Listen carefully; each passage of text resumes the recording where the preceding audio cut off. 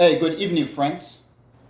Today is Thursday, August the 29th, 2024, and the time now is 6:42 p.m.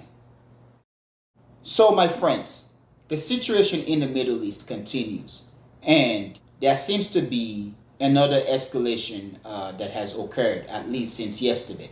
So, today is day two. I am talking specifically about Israel's raid in the West Bank region or West Bank territory. Now, it is said that the reason for the raid, the objective, has to do with a counterterrorism measure. So apparently, maybe there are some groups in there planning some terroristic acts or whatsoever. So Israel, in its justification, launched a full-scale raid of the West Bank.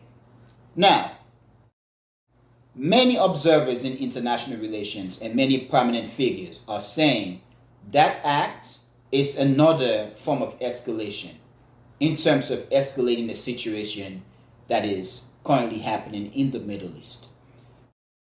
I do believe the situation in the Middle East is not going to end anytime soon, because what we've seen time after time after time again is continuous waves of escalation.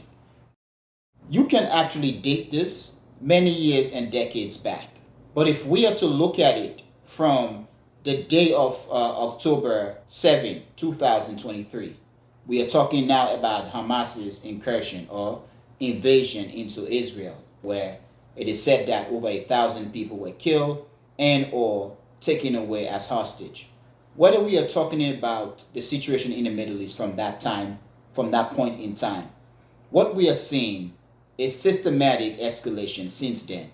Whether we are talking about Israel's attack on Iranian embassy consulate in Damascus, Syria, this past weekend we saw both Israel and Hezbollah basically going at each other. Israel basically launched a large air attack on southern Lebanon, attacking Hezbollah sites using 100 aircrafts. And then Hezbollah basically launching about 320 rockets into Israeli territories. So that is where things stand. We've been seeing a lot of terrible images coming out of the Middle East, out of the Gaza area. There are talks going on in Egypt. You have the situation in the Yemeni area, in that whole coastal area. There are tense situation there.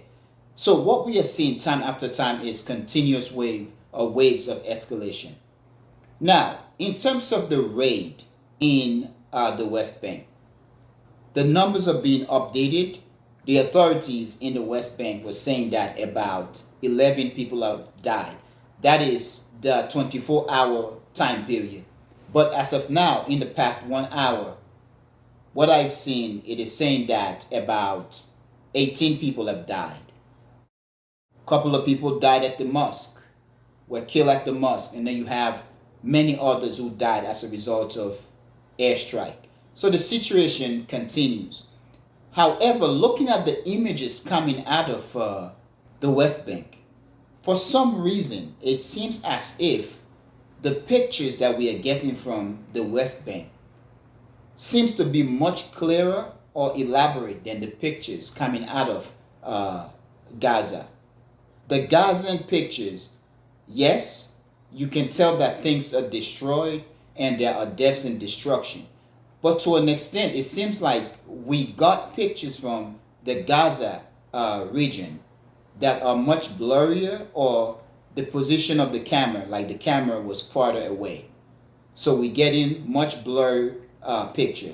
Perhaps part of it is because it is said that journalists are not being permitted in the area. However, in the West Bank, the pictures that have come out following Israel's raid in the West Bank, those pictures are clear and the resolutions are good. And you can tell, like, whoa, buildings are being destroyed, like this place is messed up.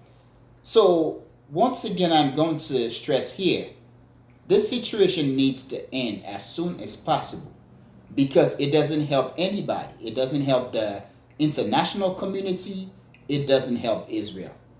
The international community, as long as what is happening in Gaza continues, many individuals, institutions, countries, regions are going to lose credibility in terms of their interaction, their engagement with the international community.